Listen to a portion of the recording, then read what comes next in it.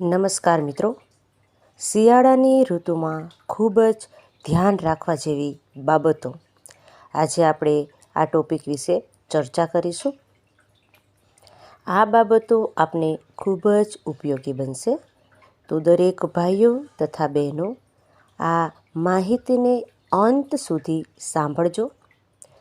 આ માહિતીમાં અમે તમને એવી વસ્તુઓ વિશે, એવી બાબતો વિશે જણાવવા જઈ રહ્યા છીએ જે તમને બીજે ક્યાંય પણ નહીં સાંભળી હોય. મિત્રો, એક પછી એક આપણે 20 એવી બાબતો જાણીશું જે તમને અત્યંત ઉપયોગી બનવાની છે. તો ચાલો મિત્રો, આપણે શરૂઆત કરીએ. તેના પહેલાં આ વિડીયોને એકવાર લાઈક જરૂરથી કરી દેજો. મિત્રો, ચાલો નંબર 1ની વાત કરીએ. શિયાળામાં તમે તુલસી અને મધનું સેવન કરી શકો છો. તુલસી અને મધ એકસાથે લેવાથી રોગપ્રતિકારક શક્તિમાં વધારો થાય છે. તુલસી અને મધમાં રહેલા ઔષધીય ગુણો તમને શરદીથી થતા અને બીજા રોગોથી પણ બચાવે છે. જેથી તુલસી એક પાન અને તેને મધ સાથે ચાવી જાઓ. તમે ઈચ્છો તો તુલસીના પાનનું પાણી પણ પી શકો છો. નંબર 2ની વાત કરીએ તો સરસવમાં એલિઆઇસોથોલિસ નામની સંયોજક હોય છે, જે માનવ શરીરનું તાપમાન જાળવી રાખવાની પ્રક્રિયાને વધારી શકે છે. શરીરને ગરમ રાખવા માટે તમે સરસવ અથવા તો સરસવના તેલનું પણ સેવન કરી શકો છો. મિત્રો,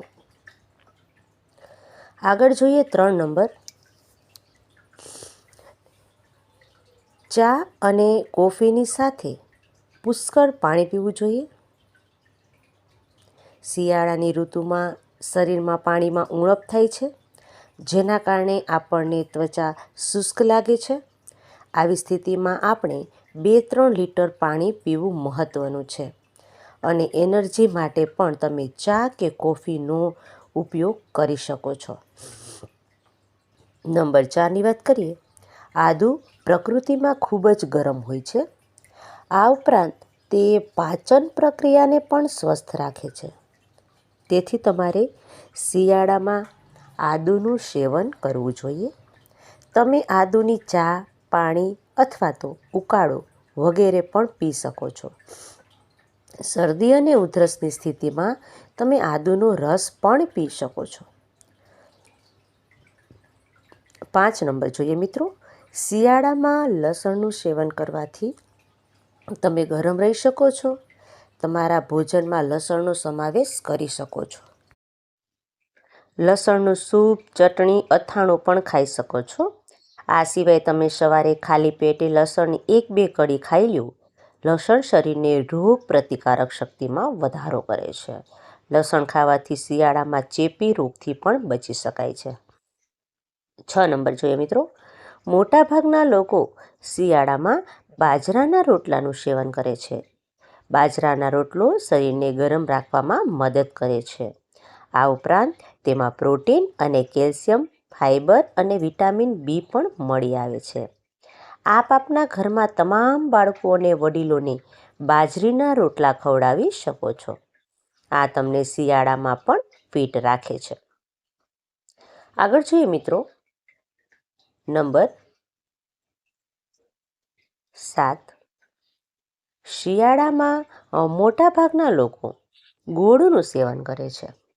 ગોળમાં હોમિંગ અસર હોય છે અને તે પોષક તત્વોથી પણ ભરપૂર હોય છે. આવી સ્થિતિમાં જો તમે શિયાળામાં ગોળ ખાઓ છો તો તમે તમારી જાતને શરદીથી બચાવી શકો છો. આ સિવાય તમે ગોળની ચા, ગોળના લાડુ પણ ખાઈ શકો છો. નંબર 8. શિયાળામાં સૂપ પીવું પણ ખૂબ જ ફાયદાકારક હોય છે. તમે ટમેટા સૂપ, બ્રોકોલી સૂપ, કઠોળ સૂપ, વનસ્પતિ સૂપ, ડુંગળી સૂપ વગેરેનું પણ તમે સેવન કરી શકો છો. ટૂંકમાં એન્ટીઓક્સિડન્ટ અને એન્ટી ઇન્ફ્લામેન્ટ ગુણો જોવા મળે છે.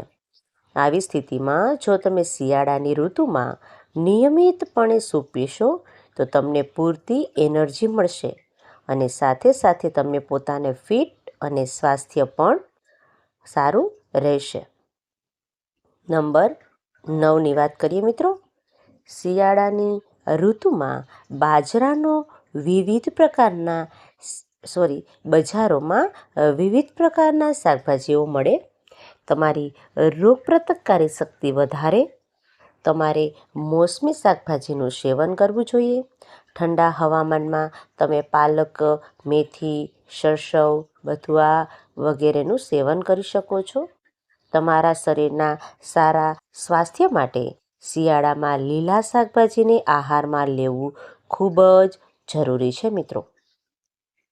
નંબર 10ની વાત કરીએ તો દેશી ઘીમાં ફેટી એસિડ પૂરતી માત્રામાં જોવા મળે છે, જે આપણા શરીરના તાપમાન અને ગરમીને સંતુલન રાખે છે. શિયાળાની ઋતુમાં નિયમિત રીતે ઘીનું સેવન કરવું ખૂબ જ ફાયદાકારક સાબિત થઈ શકે છે મિત્રો. નંબર 11 જોઈએ. શિયાળામાં તજનું સેવન ખૂબ જ ફાયદાકારક માનવામાં આવે છે. તજનું સેવન કરવાથી શરીરમાં મેટાબોલિઝમ વધે છે, જેના કારણે શરીરમાં ગરમી ઉત્પન્ન થાય છે. જો તમને કફની સમસ્યા હોય તો તમે તજનું પાણી પી શકો છો. આગળ જોઈએ મિત્રો 12 નંબર. શિયાળાના દિવસોમાં મધનું સેવન કરવું પણ ફાયદાકારક માનવામાં આવે છે. મધ સ્વાદમાં મધુર અને પોષક તત્વોથી ભરેલું હોય છે. મધ આપણા શરીરને માત્ર ઉર્જા નહીં પણ આપણી રોગપ્રતિકારક શક્તિને પણ વધારે છે અને મજબૂત બનાવે છે.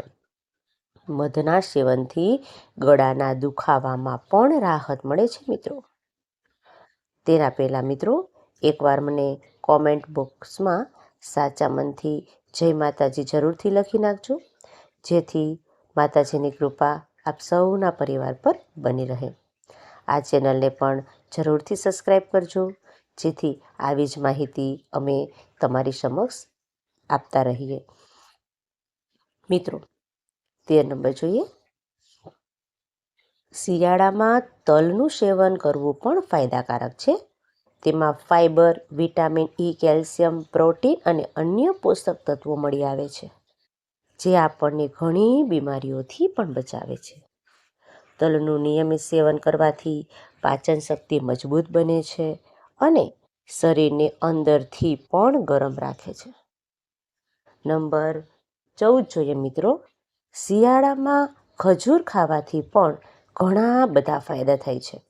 ખજૂરમાં vitamin A, vitamin B, calcium, potassium અને અન્ય વિટામિન ભરપૂર માત્રામાં હોય છે. ખજૂર ખાવામાં ગરમ છે. તેનું નિયમિત સેવન શરીરને અંદરથી ગરમ રાખે છે, જેથી તમે તમારા આહારમાં મર્યાદિત માત્રામાં ખજૂરનું સેવન કરી શકો છો. નંબર 15ની વાત કરીએ મિત્રો. શક્કરિયાને પણ શિયાળાની ઋતુનું વરદાન કહેવામાં આવે છે. શક્કરિયા બજારમાં સરળતાથી ઉપલબ્ધ હોય છે, જે ખાવામાં સ્વાદિષ્ટ અને પચવામાં સરળ હોય છે. શક્કરિયામાં શરીર માટે જરૂરી એવા પોષક તત્વો છે, જેવા કે આયર્ન, ફોલેટ, કોપર, મેગ્નેશિયમ વગેરે પર્યાપ્ત માત્રામાં હોય છે. વિટામિન C, વિટામિન A અને ફાઇબરથી પણ ભરપૂર એવા શક્કરિયા રોગ પ્રતિકારક શક્તિમાં વધારવા ઉપરાંત ત્વચા, વાળ અને આંખોને પણ સ્વસ્થ રાખે છે. 16 નંબર. શિયાળામાં લીલા પાંદડાવાળા શાકભાજી અથવા તો લીલોતરી ખાવાથી શરીરને vitamin A, vitamin C, calcium, iron, fibre વગેરે મળે છે. આ બધા શાકભાજી ખાવાથી શિયાળામાં સાંધા કે હાડકાના દુખાવામાં પણ રાહત મળે છે. આયર્ન શરીરમાં લોહી વધારવામાં મદદ કરે છે. તેનાથી એનિમિયા અને નબળાઈ દૂર થાય છે. મિત્રો આગળ જોઈએ 17 નંબરની વાત કરીએ તો શિયાળામાં આપણે ઝીંકથી ભરપૂર ખોરાક ખાવો જોઈએ.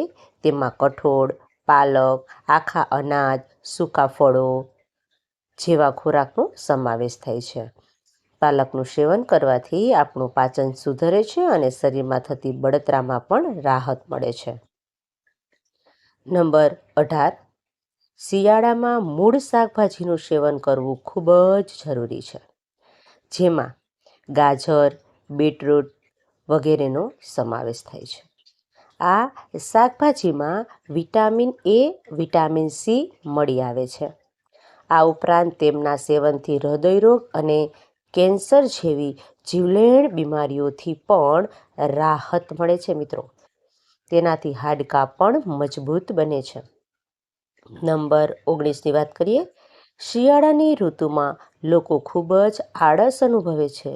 આનું કારણ જ એ છે કે શિયાળા દરમિયાન આપણા શરીરમાં મેલાટોનિન ઉત્પન્ન થાય છે, જેના કારણે આપણે થાક અનુભવીએ છીએ. તેને દૂર કરવા માટે શિયાળામાં સંતરા, પાલક, બાજરી અને કઠોળનું પુષ્કળ સેવન કરવું જોઈએ. સાથે સાથે શિયાળામાં હળદર અને તજનું સેવન પણ ફાયદાકારક માનવામાં આવે છે. મિત્રો, આગળ વધીએ. નંબર 20ની વાત કરીએ. દરેક ઋતુમાં ડ્રાય ફ્રૂટ્સનું સેવન કરવું જ જોઈએ, પરંતુ શિયાળામાં ડ્રાય ફ્રૂટ્સ ખાવાથી શરીરને પૂરતી એનર્જી મળે છે. સૂકા ફળો ગરમ હોય છે, તે શરીરને હંમેશા ગરમ રાખે છે. શરદી ઉધરસથી પણ બચાવે છે. તમે કિસમિસ, બદામ, કાજુ, મગફળી, અખરોટ વગેરેનું સેવન કરી શકો છો. આના સિવાય અંજીર અને ખજૂર ખાવાથી પણ તમને ફાયદો થાય છે. મિત્રો, આવી જ માહિતી સાંભળવા માટે અમારી આ ચેનલ સાથે તમે જોડાયેલા રહેજો અને દરેક વિડીયો તમે નિહાળતા રહો. અને ખાસ કરીને ચેનલને સબસ્ક્રાઈબ કરી દેજો અને બાજુમાં આપેલ બેલ નોટિફિકેશનને દબાવવાનું ભૂલતા નહીં. મિત્રો, ફરી મળીશું એક નવા જ ટોપિક સાથે. ત્યાં સુધી બધાને રાધે રાધે. તમારો ખૂબ ખૂબ આભાર.